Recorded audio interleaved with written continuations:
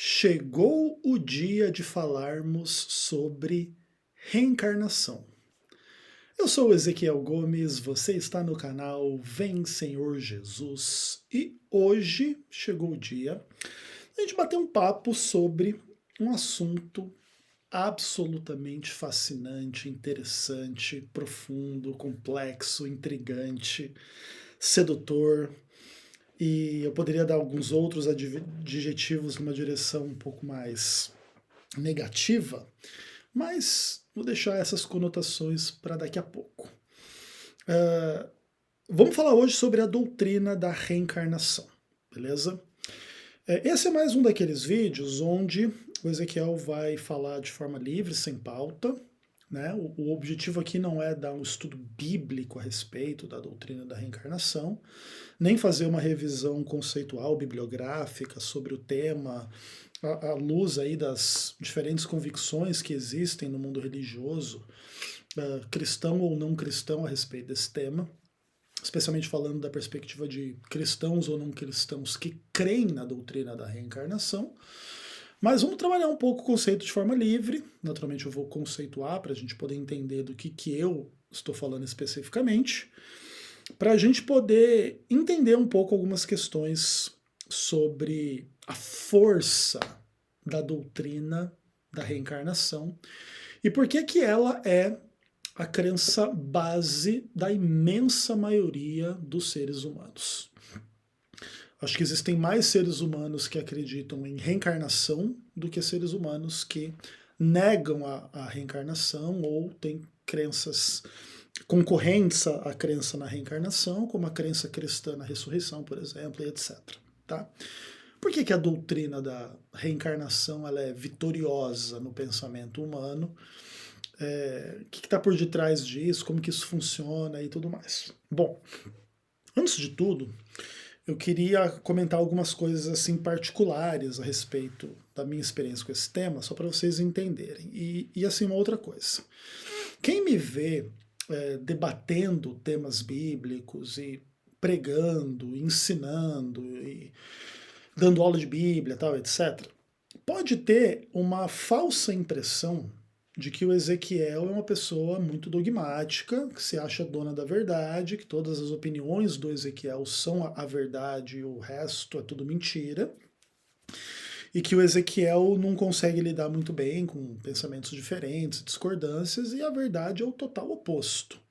Conquanto eu tenho naturalmente convicção de que milito do lado da verdade, inclusive no tema que a gente vai tratar hoje, o Ezequiel sempre trabalha com a hipótese conceitual, né, teórica de estar errado e aprende, sabe lidar mais ou menos com diferentes perspectivas a respeito das coisas de uma forma meio que geral. Então eu, apesar de ser adventista do sétimo dia e pautar as minhas crenças naquilo que compreendo ser a melhor leitura bíblica a respeito das questões e etc., eu sei raciocinar como católico, eu sei raciocinar como espírita, eu sei raciocinar como calvinista, eu sei raciocinar como islâmico, eu sei raciocinar como budista e etc.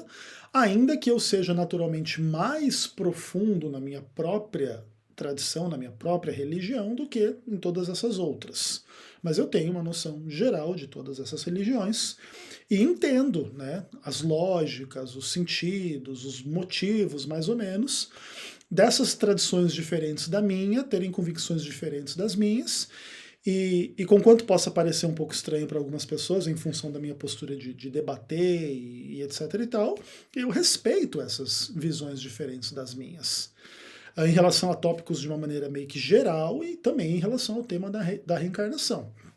Então, para deixar claro, eu não creio em reencarnação, mas eu respeito quem crê e, naturalmente, a gente tem que ser sempre humilde diante da realidade, de que quando a gente está falando sobre um tema como, por exemplo, reencarnação, a gente está tratando com algumas coisas que estão na fronteira entre o que a gente conhece e o que a gente não conhece, e, naturalmente, o que a gente está tratando aqui são de hipóteses. Então, existe uma hipótese de que reencarnação exista, existe uma hipótese de que reencarnação não exista, Eu aposto as minhas fichas no lado de que reencarnação não existe, mas naturalmente sempre existe uma chance, nem que seja teórica, ou que seja pequena, que seja o que for, que na verdade exista a reencarnação e eu é que esteja equivocado na forma de interpretar milhões de questões a respeito de milhões de coisas, tá bom?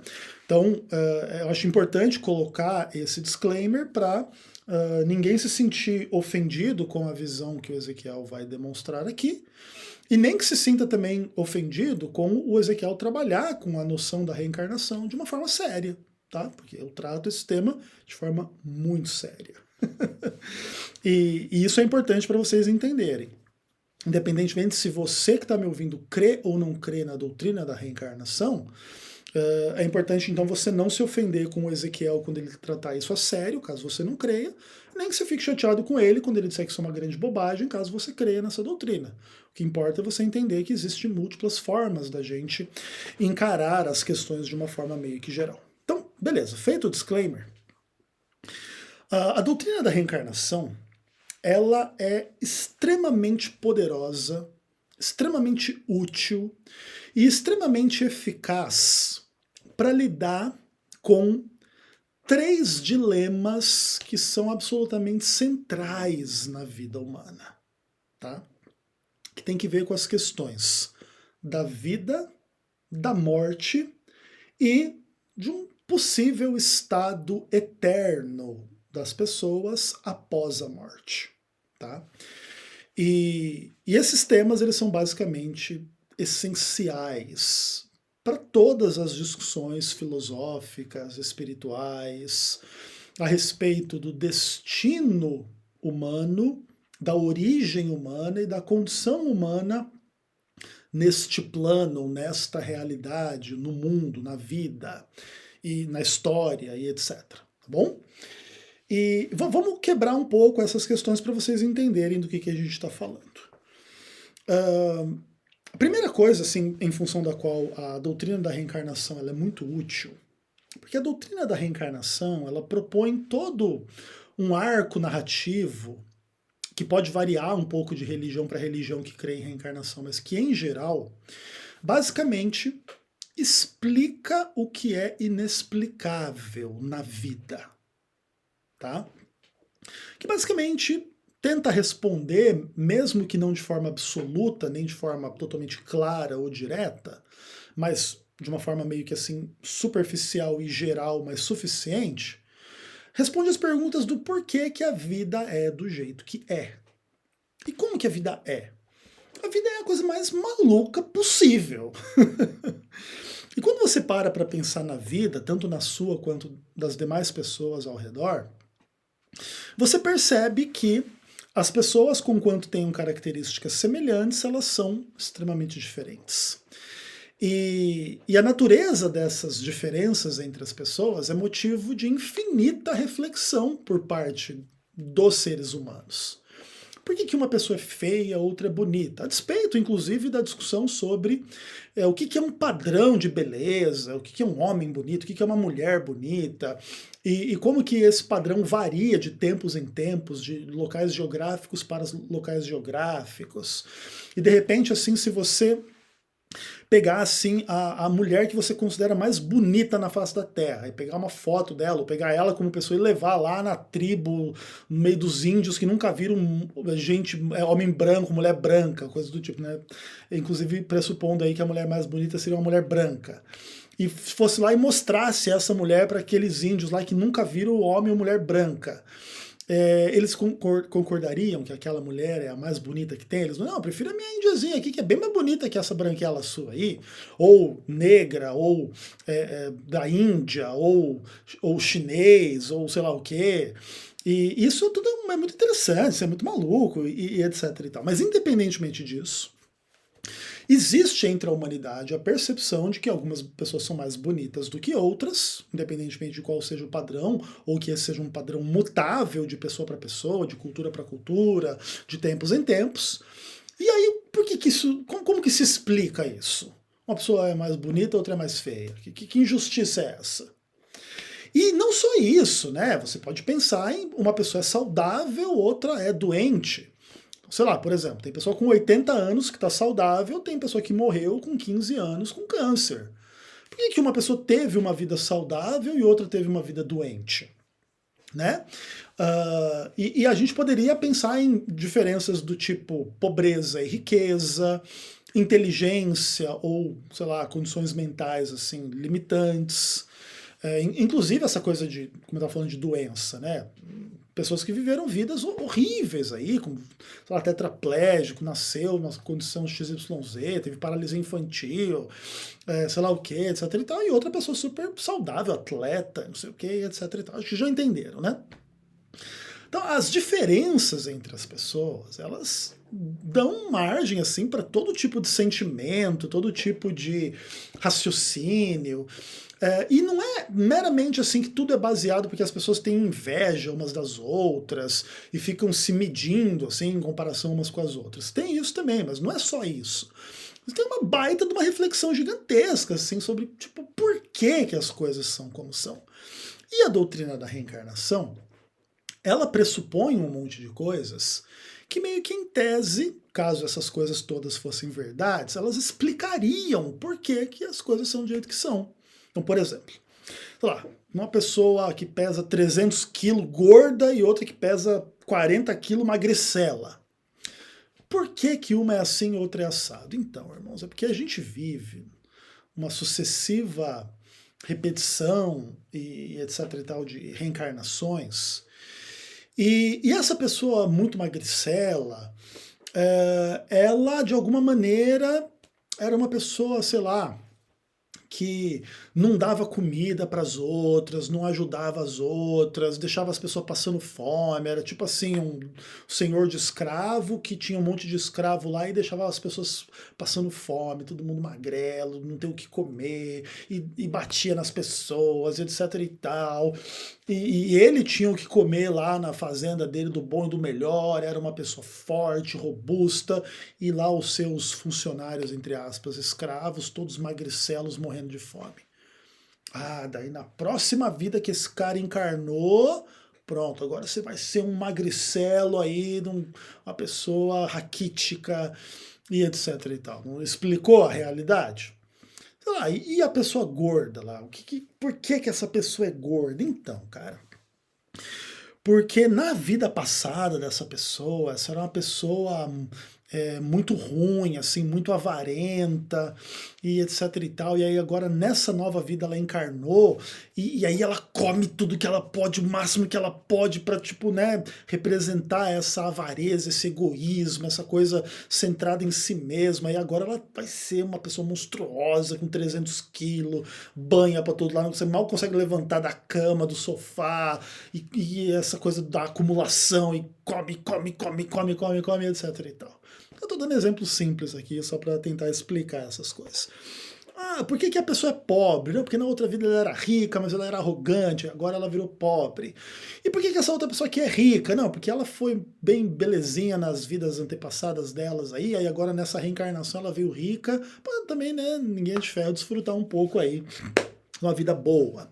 Então a doutrina da reencarnação, ela meio que dá uma pacificada na vida de quem crê nessa doutrina a respeito das injustiças da vida de uma forma geral, que são sempre explicadas em função desse processo infinito de reencarnações. Então, tudo que parece ser injusto no mundo, na verdade, não é injusto. Por quê? Porque remonta a essas vidas passadas, e tudo que você estiver passando na sua vida aí, seja o que for, vai ser explicado em função das vidas passadas.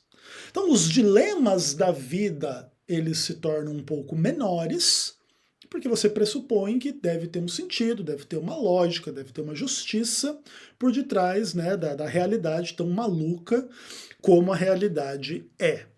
Então, quem crê em reencarnação enxerga a vida de uma forma que eles mesmos consideram, inclusive, superior. Né? Tipo assim, você tem um conhecimento de que a reencarnação é a verdade, então você não é presa de sentimentos assim, tipo de inveja, por exemplo. Né? Não, eu vou ter inveja daquela pessoa que tem mais dinheiro do que eu, tem mais saúde do que eu. Não, porque aquilo ali às vezes pode significar uma evolução espiritual, mas às vezes pode considerar uma coisa ruim também, né? Tipo, por exemplo, existem pessoas que podem ter uma vida aparentemente melhor, mas aquilo na verdade ser uma prova na qual a pessoa não está, inclusive, indo muito bem, e na próxima reencarnação ela vai se lascar. Então, por exemplo, tem uma pessoa que é mais rica do que eu. Ao invés de eu ter inveja dela, eu tenho que pensar o seguinte, cara, se eu fosse rico igual a esse cara, eu poderia ser tão arrogante quanto ele, na próxima vida eu ia vir como um mendigo. Então é melhor eu não ser tão rico quanto ele nessa vida, aí eu não vou ser tão arrogante quanto ele, e aí na próxima vida, eu, em vez de voltar como mendigo como ele vai vir, eu vou melhorando devagarzinho, entendeu? Então tem todo tipo de loucura, assim, que as pessoas pensam a respeito desse tipo de coisa na doutrina da reencarnação. Beleza, claro. Lembrando que a doutrina da reencarnação, ela pressupõe que os seres humanos eles têm uma identidade, meio que no cerne assim, do que seria uma alma, um espírito, alguma coisa assim, que sai do corpo e volta ao corpo infinitamente em processos de reencarnação, que inclusive na maioria das religiões não tem que ver só com o planeta Terra, tá? É como se tivesse infinitos planetas onde você encarna e reencarna, e aí você vai passando de tipo de fase, tipo de videogame, assim, tá ligado? Umas coisas do tipo assim. E aí você seria basicamente essa alma que sai e entra em todo tipo de corpo. Aí você pode reencarnar homem, reencarnar mulher, reencarnar transexual, reencarnar gay, reencarnar lésbica. Todas essas variáveis seriam etapas, né, dos karmas das pessoas. Tá? É tudo bem interessante. Legal. Então, os dilemas da vida acabam sendo explicados sempre nesse contexto das múltiplas vidas. E aí se suaviza, pelo menos em teoria, os dilemas assim de injustiças e problemas que supostamente você não consegue explicar se você não crê na reencarnação. Porque, inclusive, por exemplo, nós cristãos bíblicos que não cremos em reencarnação, como que a gente explica os problemas da vida? Ah, é porque Adão e Eva comeram o fruto do conhecimento do bem e do mal lá no paraíso e lascou a vida de todo mundo. Então, quem crê em reencarnação acha essa explicação cristã uma idiotice sem fim. Porque na doutrina da reencarnação, tudo é justo. Eu estou aqui pobre, porque na outra vida eu fui rico e eu era um ingrato arrogante, agora eu sou pobre para pagar o preço do meu pecado, entendeu? Então, tipo, tudo é culpa minha e tudo eu mereço. Agora, se eu começar a pensar assim, mano, eu sou pobre porque Adão comeu a fruta, mano, eu preciso encontrar esse Adão para enfiar uma bifa na cara dele, no mínimo, né? Porque tudo fica meio que injusto, né? Por isso que, inclusive, eu sempre digo, né? As pessoas que abrem a sua mente para admitir a lógica da reencarnação do espiritismo nesses aspectos, elas nunca se satisfazem com o evangelho bíblico. Porque elas acham que essa coisa da reencarnação faz tanto sentido que a explicação cristã da queda de Adão e Eva, que mancha a vida de toda a humanidade em pecado, se torna uma estupidez. Isso é bem interessante. Inclusive por isso, por exemplo, os espíritas, tem muito cristão que julga os cristãos espíritas como tipo um bando de cristão de segunda categoria, né? Mas os cristãos espíritas, eles se julgam acima dos demais, como se eles tivessem um entendimento melhor do que os demais, né? Como acontece em qualquer grupo, etc. Legal, interessante. Então vamos lá, por que a doutrina da reencarnação é tão poderosa? Porque em tese ela dá essa explicação a respeito da vida. Só que a gente sabe que a vida acaba e um dia a gente morre. E a reencarnação, a doutrina da reencarnação, ela é uma forma que a humanidade criou, ou o diabo, ou enfim, sei lá, né? de lidar com as questões da morte, porque no final também a doutrina da reencarnação ela implica que a gente, nessa essência dessa alma, não morre, que é a doutrina da imortalidade da alma, que é a base dessas doutrinas todas. E que, inclusive, é a crença da maioria dos seres humanos. Né? Mesmo seres humanos que não creem em reencarnação, tem muitos deles que creem em imortalidade da alma, por exemplo, católicos evangélicos, de uma forma meio que geral. Né? E aí você vê como que esse conceito é absolutamente poderoso, né? na fantasia, na mente das pessoas. Porque aí ela consegue lidar com a morte de uma forma diferente, ou de uma forma mais saudável, aparentemente. Porque aí ela nega que a morte existe, então ela entende que a morte é só a morte do corpo, a alma não morre. e a alma sai do corpo, e aí tem um outro esquema, aí, um outro lugar, uma outra gama de circunstâncias para continuar vivendo, porque aí a vida nunca acaba, né?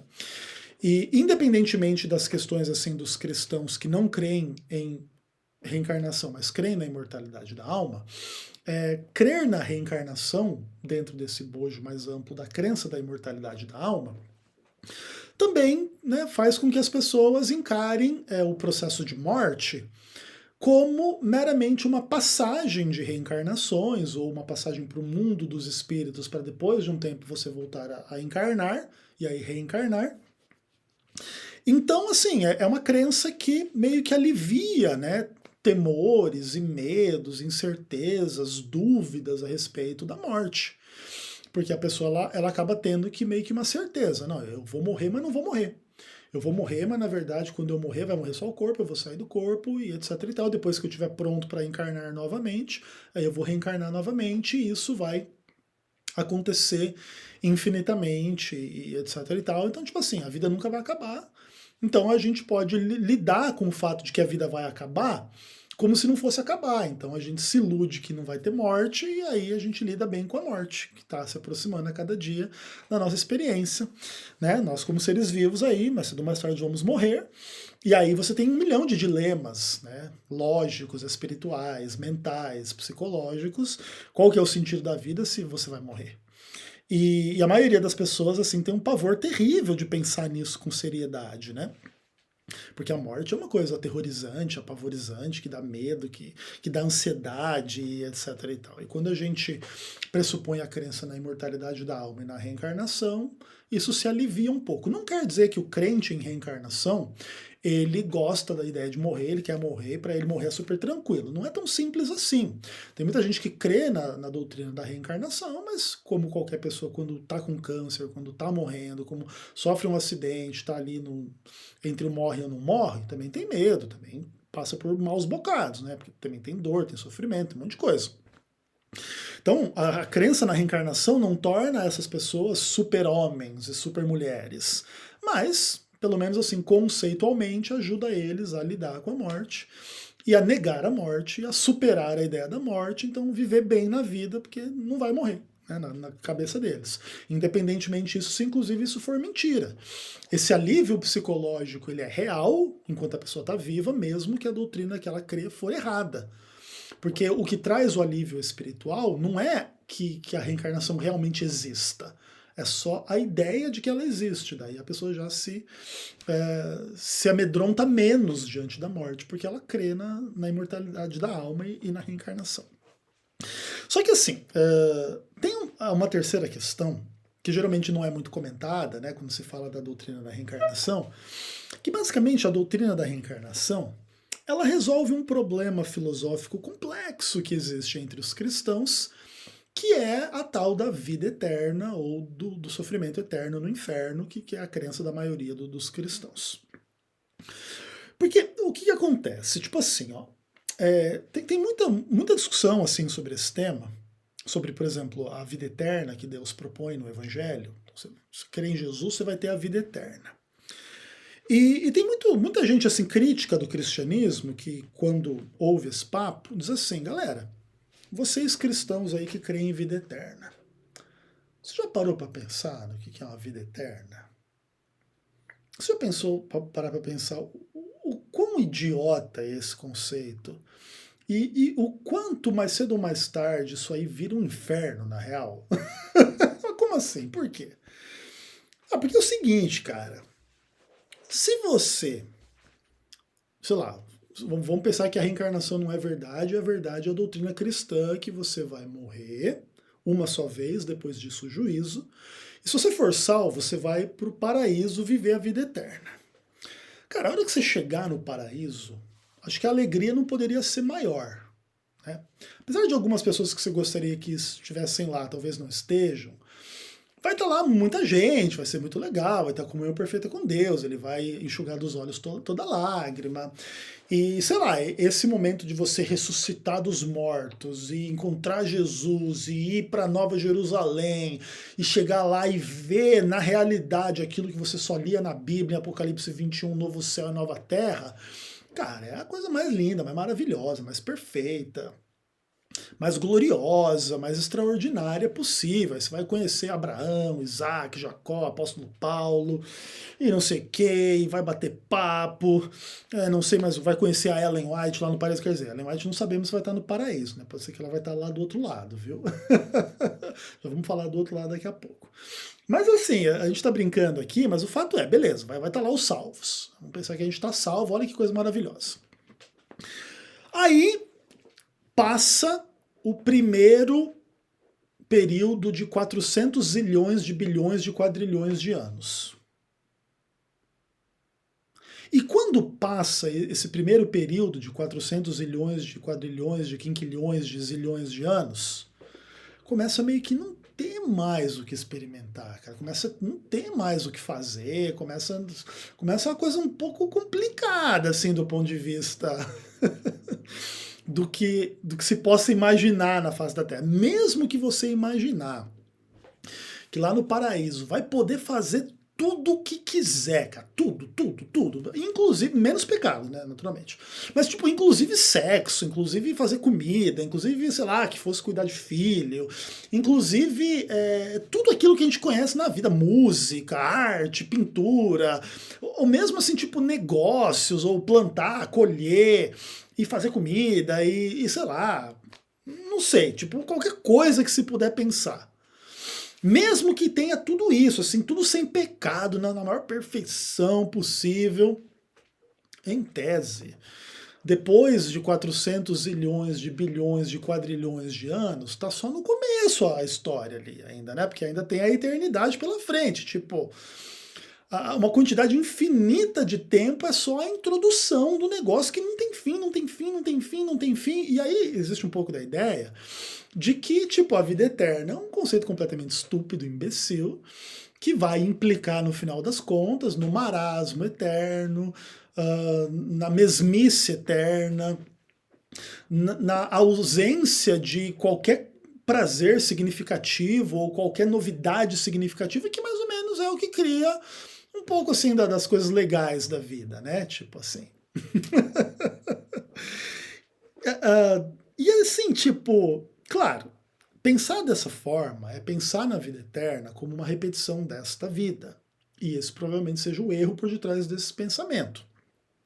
Então a vida eterna é uma vida de uma outra qualidade em comparação com esta, e pode ser que exista 1 milhão de coisas que a gente não faz a menor ideia a respeito de uma qualidade de vida, como uma vida que não morre, e etc e tal. A respeito das coisas a gente nada sabe, só vai saber quem chegar lá, e não vai ter como vai ser, você vai ter uma natureza totalmente transformada e diferente, sem pecado e tudo mais. Então nunca vai haver a sensação ou o sentimento do tédio, da mesmice, da falta de prazer, da falta de alegria, porque é tudo a mesmice, entendeu?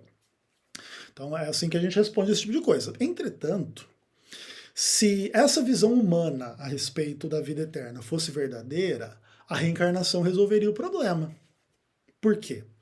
Porque a vida eterna, ela não seria essa vida eterna imaginada pelos cristãos lá em Apocalipse 21.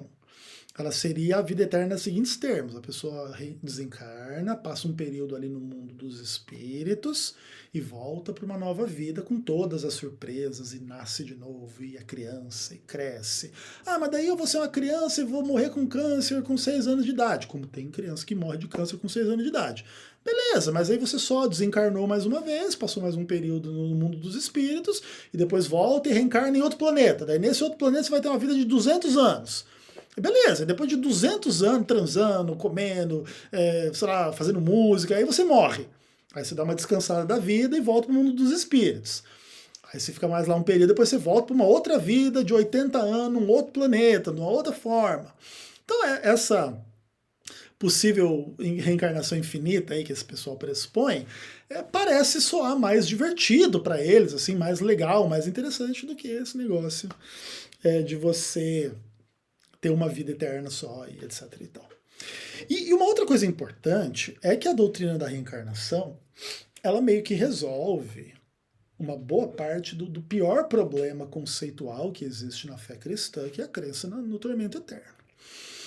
Acho que assim, ó, de todas as heresias que existem na face da Terra, acho que a heresia do tormento eterno provavelmente seja a pior, a mais satânica, a mais demoníaca que existe na face da Terra é a crença no tormento eterno. Acho que nem o demônio não seria capaz acho que, aliás, né, o contrário, acho que só o demônio seria capaz de inventar uma doutrina desse tipo e dizer que é uma doutrina cristã, né? Que tipo, é o sofrimento eterno, infinito, que aí é o pior do que o negócio da mesmice eterna lá no céu, né?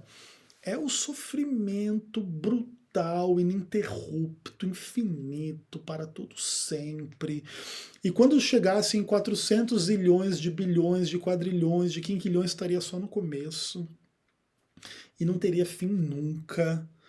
E é uma coisa assim horrorosa. E a doutrina da reencarnação, ela meio que, né, ela joga um balde de água fria no inferno, né? Então não, beleza, você foi um cara mau, você vai desencarnar, você vai morrer, você vai passar uns maus bocados lá no mundo dos espíritos, depois você vai voltar para um mundo aí sofrer as maldades que você fez, até você aprender a não fazer mais maldade. E aí assim vai. Então, as pessoas que creem em reencarnação, elas entendem que elas têm uma visão super superior em relação a esse tema. Assim como nós, adventistas, cremos que a nossa visão é muito superior à visão do sofrimento eterno, através da ideia do aniquilacionismo, né? Interessante. Então, o que acontece? A gente acaba percebendo, com esses exemplos aqui, por que a doutrina da reencarnação é uma doutrina absolutamente poderosa. Porque ela tem esse potencial gigantesco de explicar a vida, a morte, o estado eterno, de uma forma que satisfaz os seus adeptos de forma profunda. Por isso a crença na reencarnação é a crença majoritária entre os seres humanos. Sei lá, acho que a maioria das grandes religiões, fora as 3 religiões monoteístas, aí é só reencarnação o papo. É espírito, alma, reencarnação infinita e é isso aí.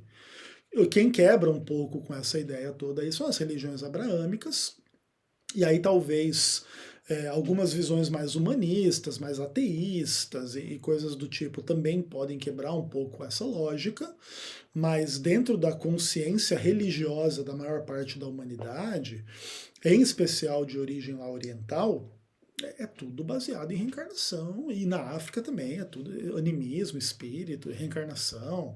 Entre os índios aqui também é tudo a reencarnação. Aí meio que o ponto fora da curva seria o islamismo, o judaísmo e o cristianismo, que têm visões diferentes, mas que inclusive são vistas pelas religiões e pelas pessoas que têm crenças de reencarnação como muito inferiores à crença na reencarnação, né? Agora, Ezequiel, beleza, você consegue raciocinar dessa forma, e por que você particularmente não crê em reencarnação? Como que é? Bom, eu já pensei muito a respeito desse tema, que eu trato esse tema com muita seriedade, e eu não creio na doutrina da reencarnação por alguns motivos, e vou explicar aqui os principais, beleza? Então assim, ó, vamos lá. A doutrina da reencarnação, ela pressupõe essa ideia toda da consciência, alma, espírito imortais que reencarnam infinitamente. Eu não vejo base para essa narrativa representar a realidade. Não é que não existe nenhuma hipótese de que isso seja verdade. Isso pode ser verdade. Só que daí, nesse caso, a narrativa bíblica está equivocada. Então, por exemplo, vamos trabalhar da seguinte forma. Você tem aqui a revelação bíblica de um lado, você tem revelações extra-bíblicas de outro lado. A única forma de existir alma, espírito, imortal, imaterial, consciente fora do corpo, etc. e tal, é que a Bíblia seja mentira e outra revelação seja verdade. Tá? Porque é impossível você encontrar essa alma imortal e material que reencarna infinitamente na Bíblia. O que os imortalistas fazem é fazer exegese da Bíblia, impor um significado externo às escrituras, aos textos bíblicos. Isso é possível fazer, mas você não consegue tirar esses entendimentos da Bíblia, porque a Bíblia tem uma narrativa absolutamente diferente dessa. E então, tipo, o que acontece? Eu só trabalho na hipótese da existência da imortalidade da alma e da reencarnação, ou da imortalidade da alma sem a reencarnação, se a Bíblia estiver errada. Essa é a única forma dessas doutrinas poderem ser verdade. Aí você teria, na verdade, uma discussão entre se a Bíblia é a verdade ou não. Eu creio que a Bíblia é a verdade, mas vamos dizer que existe uma chance teórica de eu estar equivocado. Então a gente sempre deixa um espacinho para que a gente possa estar equivocado.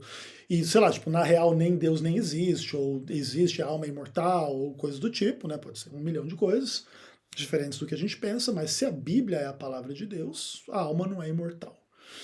Então, em função disso, eu entendo que a mensagem bíblica ela elimina o próprio fundamento dessa crença como um todo. E aí, você tem algumas questões importantes. Conquanto à doutrina da reencarnação pareça explicar a complexidade da vida em função de vidas passadas, é importante você entender que conquanto esse recurso ele seja inteligente, ele seja plausível, ele tenha uma certa lógica e ele seja sedutor, você precisa parar para pensar que, na real, esse recurso a vidas passadas para explicar a vida presente não explica realmente a realidade tal qual ela é. Por quê? Porque você sempre tem o problema que você não lembra da vida passada, isso é um grave problema, então tudo isso é uma suposição, não é fato. E o segundo e maior problema é que você não conseguiria explicar a primeira vida de cada pessoa para que tudo viesse a fazer sentido. Porque essa explicação ela só faz sentido quando você está na metade do caminho. Ó, eu sou pobre porque na outra vida eu fui rico, eu era arrogante, desperdiçava dinheiro, agora eu virei pobre nessa próxima vida. Opa, faz todo sentido. Agora, na minha primeira vida, eu era rico ou pobre? E por quê? Aí já não tem explicação. Aí você tem, no final das contas, um start que perde toda a lógica da tal da explicação das múltiplas reencarnações. E você tem o mesmo problema que os cristãos enfrentam aqui e agora, a vida injusta no âmago da realidade, tipo assim, na primeira vida. Não se explica na vida passada. Na minha primeira vida, se eu for rico, não tem nenhum motivo para eu ser rico. Se eu for pobre, não tem nenhum motivo para ser pobre. Se eu for feio, não tem motivo nenhum para ser feio. Se eu for bonito, não tem motivo nenhum para ser bonito. Qualquer coisa que acontecer na primeira vida, você não tem o recurso às vidas anteriores para explicar. Então, no final das contas, não explica nada. E como a primeira vida é a que vai dar o start em todo o processo de Dharma e Karma, para explicar as vidas posteriores, essa lógica toda ela está quebrada no primeiro elo, na primeira questão. Porque, por exemplo, a primeira vida eu vim pobre. Aí eu fui um pobre honesto, ganhei o direito de ser rico na próxima vida. Beleza, aí na segunda vida já começa a fazer sentido. Mas na primeira vida já não faz sentido, porque por que um veio pobre e outro veio rico? Né, na primeira vida. E a única forma de tentar resolver todas essas coisas é que todo mundo viesse igual na primeira vida, mas aí todo mundo teria que ter vidas iguais todas as vidas.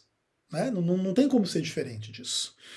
Então, conquanto a explicação de vidas passadas para explicar a nossa vida presente aparente a fazer sentido, no fim, não é bem assim. Né?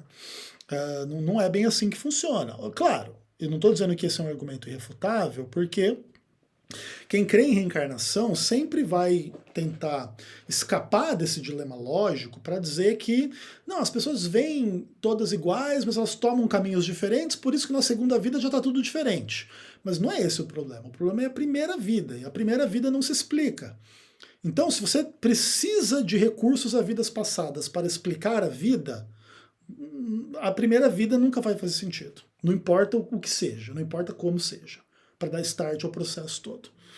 Então, você permanece com o mesmo dilema do ser humano criado aqui nesse mundo aqui, essa é a nossa única vida, e a vida é do jeito que é porque Adão e Eva que pecaram, etc e tal, ou por qualquer outro motivo, porque Deus decidiu assim, ou porque o diabo decidiu assim, ou porque a evolução é assim, etc e tal, e não tem lógica nenhuma por detrás do negócio, né? No final das contas, essa é a treta, tá?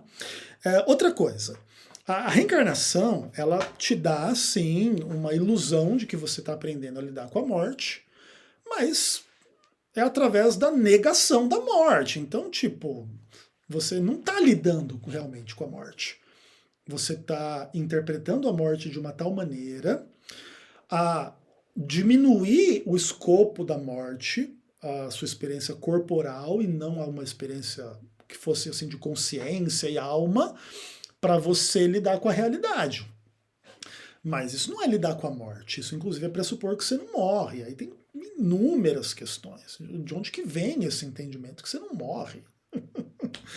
E assim, tipo, não é que não seja possível, que na verdade a gente é todo mundo alma imortal. É possível, mas a Bíblia não é a verdade, tudo bem.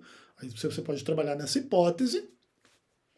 Aí o que é verdade é os escritos de Allan Kardec, apesar de que Allan Kardec tentou se mesclar com a Bíblia, né? Aí não vale muito, daí não é muito coerente. Mas sei lá, vamos pensar um hinduísta aí que falou o negócio de imortalidade da alma e reencarnação, nada a ver com a Bíblia. E a verdade é hinduísta, não tem nada a ver com a Bíblia. Então o hinduísmo é o caminho, a verdade e a vida, e a Bíblia é uma mentira. E aí nessa hipótese, beleza, mas fora isso, é complexa essa questão aí. Se a Bíblia é a palavra de Deus, não tem muito espaço para esse negócio aí. Então eu creio que inclusive a doutrina bíblica, ela nos prepara para realmente lidar com a morte, não com a não morte, não com negar a morte. E explicar a morte em função da queda, em função do pecado, em função da desarmonia da criação com Deus, em função da queda, que vai ser restaurada. E a vida eterna, ela naturalmente, como já expliquei antes, ela não vai carregar nenhuma sombra, nenhuma realidade de pecado, então nunca vai desvanecer, nunca vai entristecer, nunca vai ficar chato, nunca vai ser ruim, e não existe tormento eterno. O que existe é a aniquilação de quem vai se perder, e fim, não tem nenhuma reencarnação, não tem nenhuma alma sofrendo eternamente, não tem nada disso. Então, como qualquer pessoa, eu penso que a minha visão é superior a essas demais, e eu entendo perfeitamente, porque quem crê em reencarnação pensa que a crença dele é superior à minha. Ou quem crê nessas bobagens evangélicas ou católicas de mortalidade da alma pensa que a visão dele é melhor do que a minha. Né? Naturalmente, o que eu gostaria de dizer aqui é que a palavra de Deus me permite afirmar com absoluta certeza que se a Bíblia é a palavra de Deus, não existe alma imortal e não existe reencarnação. E qualquer pessoa que está encontrando alma imortal ou reencarnação na Bíblia está fazendo uma péssima leitura da palavra de Deus. E eu só posso abrir uma concessão teórica para que haja imortalidade da alma ou reencarnação se a Bíblia estiver equivocada e aí tiver outra fonte da realidade, da verdade, que aí essa sim seja a verdade, e aí que diga lá que na verdade nós temos uma alma imortal, que sai e volta de corpo e homem vira mulher. Esse é um outro ponto interessante, né? A doutrina da reencarnação, ela entende assim, que a nossa identidade é a tal da alma, não atrelada à nossa encarnação atual. Então, por exemplo, eu, Ezequiel, aqui sou homem. Aí eu morro. Aí eu volto lá para o mundo dos espíritos. Aí eu vou reencarnar de novo. Eu posso reencarnar como uma mulher. Porque a identidade do meu espírito, da minha alma imortal, não tem sexo. Ele pode encarnar tanto como homem quanto como mulher. E esse é um aspecto bem complexo dessa questão como um todo, porque no final das contas, a gente nunca é a gente mesmo. A gente sempre é a nossa vida passada, que aí explica a vida presente, e a gente não vai permanecer eternamente nessa vida, a gente sempre vai para uma vida próxima. Então, sei lá, mesmo que você tiver uma sucessão de 1 bilhão de reencarnações como homem, aí na outra reencarnação você vai ser mulher, então você nunca é um homem, você nunca é uma mulher, você é sempre esse negócio que vai mudando e nunca é você. Assim, esse eu que está falando com vocês aqui nunca é a pessoa real, nunca é a identidade de verdade, porque você nunca chega no fim desse negócio todo aí, e reencarnação infinita na cabeça para não ter tédio eternamente, para não ter morte eternamente e para se explicar aí pseudo-explicações a respeito das diferenças que há entre as pessoas, porque que uma é magra, ou gorda, ou branca, ou preta, ou rica, ou pobre, ou tem saúde ou não tem, e etc e tal.